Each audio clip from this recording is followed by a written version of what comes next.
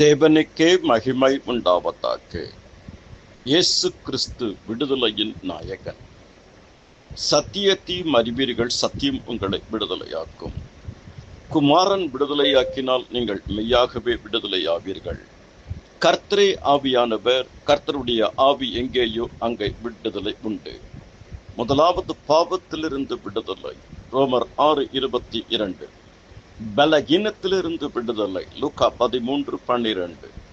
அடிமைத்தனத்திலிருந்து விடுதலை, யாத்திராகமம் 3:8. அக்னியிலிருந்து விடுதலை, தானியேல் 3:25. அதிகாரத்திலிருந்து விடுதலை, கொலோசியர் 1:13, 12-15. கட்டுகளிலிருந்து விடுதலை, சங்கீதம் 146:7. கடனிலிருந்து விடுதலை, மத்தேயு 18:27. சத்துருடத்திலிருந்து விடுதலை, சங்கீதம் 136:24. சிறையிலிருந்து விடுதலை, எசையா 61:1. பரலோகத்தின் தேவன் தாமே ஒவ்வொருவரையும் அபரிமிதமாக ஆசீர்வதிப்பாராக.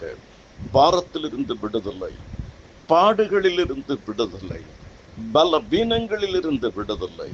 தேவ கிருபை உங்களை ஆழ்வதாக.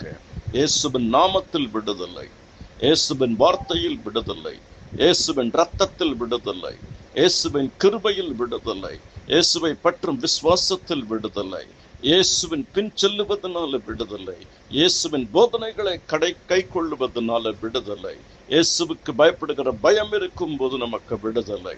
நீங்கள் என்னிலும் என் வார்த்தைகள் உங்களிலும் இருந்தால் நீங்கள் கேட்டுக்கொள்வது எதுவோ அது உங்களுக்கு செய்யப்படும்.